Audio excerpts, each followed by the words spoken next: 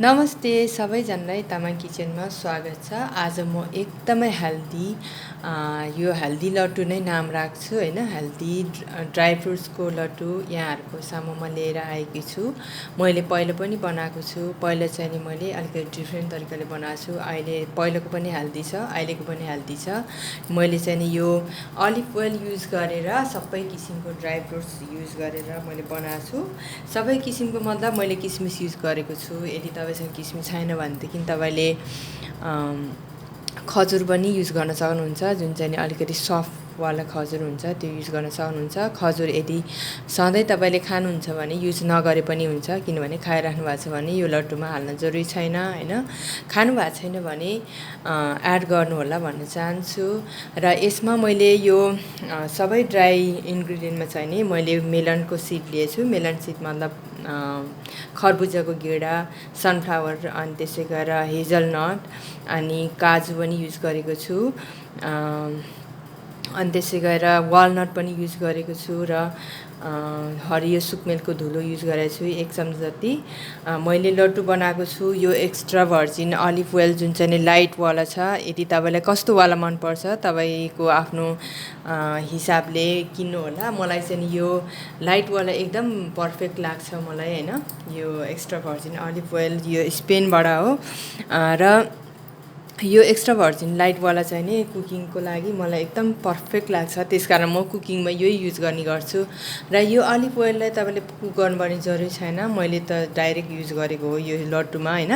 तपाईले पनि direct use गर्न सक्नुहुन्छ यदि तपाईलाई हेल्दी भर्सनमा चाहिन्छ भने। यदि होइन ठिक छ भनेदेखि तपाईले घिउ पनि युज गर्न सक्नुहुन्छ। मैले चाहिँ एक थोपो पनि घिउ युज गरेको छैन। यसमा मैले त्यही फ्ल्याक्सिड पनि युज गरेको छ। तपाईले अब कस्तो किसिमको फ्ल्याक्सिड तपाईलाई पाउँछ एभाइलेबल छ त्यो हिसाबले युज गर्नु होला। यहाँ त ब्ल्याक पनि पाउँछ, ब्राउन पनि पाउँछ। मैले चाहिँ ब्राउन कलरको एड गरेको छु 200 ग्राम। र यसको चाहिँ नि अलिकति ड्राई रोस्ट गरेर घिउ तेल केही नहालेर रोस्ट गरेर तपाईले यो ड्राई फ्रुटलाई गोल्डन ब्राउन हुने गरी भइन्जेलसम्म ड्राई गरेर यस्तो कोस पाउडर बनाउनु पर्ने हुन्छ। तपाईले न धेरै मसिनो न चाहिँ नि धेरै खस्रो हेर्नु त मैले यस्तो कोस पाउडर बनाएको छु र यो एकदमै हेल्दी हुन्छ तपाईले।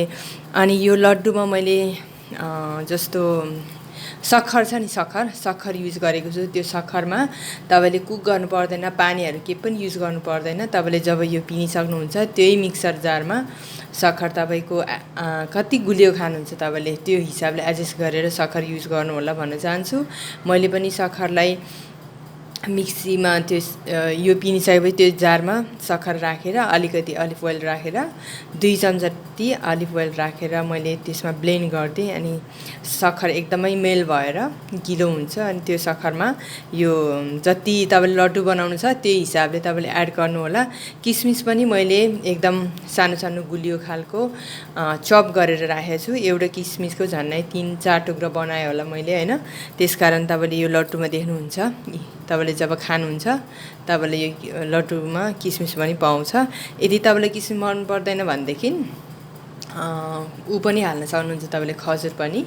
तामाङ किचनमा मैले जस्तो धेरै हेल्दी रेसिपी नै दिने गरेको छु। यहाँहरूलाई मन पर्दैन र मेरो च्यानललाई सपोर्ट गर्नुहुन्न त्यो अर्कै कुरा हो हैन। तर यो एकदम हेल्दी छ, बनाएर खानु होला भन्न चाहन्छु। सबैजना यो लड्डु इन्जोय गर्नु होला भन्न चाहन्छु। एक थोपो पनि पानी राखेको छैन यसमा हैन। यो चाहिँ नि तपाईको जति दिनसम्म फ्रिजमा राख्नु भए पनि बिग्रिँदैन हैन।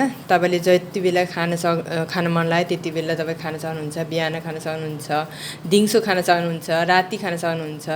जस्तो राति मतलब कुनै पनि बेला साँझको बेला खान सक्नुहुन्छ, राति खानभन्दा अगाडि खान सक्नुहुन्छ, खानभन्दा पछाडि खान सक्नुहुन्छ। किनभने यसले केही पनि तपाईलाई समस्या गर्दैन। त्यति धेरै गुलियो पनि राखेको छैन हैन। यसमा मैले आधी चम्चा जति हरियो सुकमेलको धुलो र पिन्च अफ सल्ट पनि एड गरेको छु। गुलियोलाई एडजस्ट मिक्स गरम राम्रो कम्बाइन दिउँ भनेर मैले सल्टलाई युज गरेको छु। तपाईले पनि त्यसै गरी युज गर्नु होला। यदि तपाईलाई यदि कन्फ्युज छ भने लड्डु नै बनाएको भिडियो चाहिन्छ भने कमेन्ट गर्नु होला भन्न चाहन्छु। मेरो रेसिपीलाई त्यति सपोर्ट गर्नुहुन्न, त्यसकारण मलाई सेयर नगरिकन पनि बस्न सकिनँ, त्यसकारण मैले सेयर गरेको छु। इन्जोय गर्नु होला यो लड्डु बनाएर। ड्राई फ्रुट्सको एकदमै हेल्दी लड्डु छ यो। तपाईले भनिहालेँ मैले कसरी बनाएको भनेर हैन। Hi everyone, welcome to Tamang Kitchen. Today I have bring for you guys this very healthy dry fruits laddus. I have using extra virgin olive oil, which is light olive oil.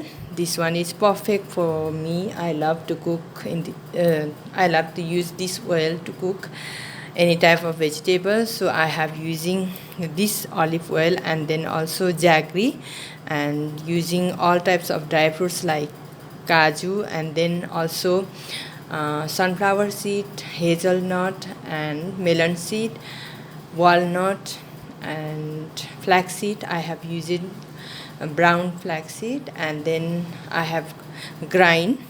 First I have dry roast without any ghee and oil, and then make it coarse powder like this, and then you need to grind jaggery using olive oil, and then mix it with this powder, and then make it this laddu. I have cut it kishmish, one kishmish 2-3 pieces, and then I have added. If you don't want to use kishmish, you can add like dry fruits, another dry fruits which you love to eat it. I have using walnut and also cardamom powder and olive oil to combine this laddu. I have using almost 2-3 tablespoons of olive oil. If you don't want to use olive oil, then you can use ghee, cow ghee or buffalo ghee, which is your favorite ghee. You can use it. I have make it very healthy version, so that I didn't use any type of ghee. I have using olive oil, and then also I didn't cook this laddus. You can store long time in the refrigerator. It will be perfect anytime. You can eat morning, evening, or even afternoon snack time. You can enjoy this laddu. So this is healthy laddus, guys. Enjoy this laddus. It's very easy. If you have any queries, you can comment, and then you can, if you want to watch video making laddus, let me know in the comment box. I will prepare in the video, and then I will show you guys if you have any queries. And please subscribe to the channel if you like my recipe. This is really healthy recipe. You're gonna love to eat this laddus. It's very healthy. So thank you so much, guys. Long time I have bring for you these videos on Tamang Kitchen, because I was very busy. I went to Nepal, so I didn't upload any recipe videos. So today I have bring for you guys very easy and healthy. This is, I'm going to keep name healthy laddus, all the dry fruits laddus. You can enjoy these laddus anytime. So thank you guys watching my video.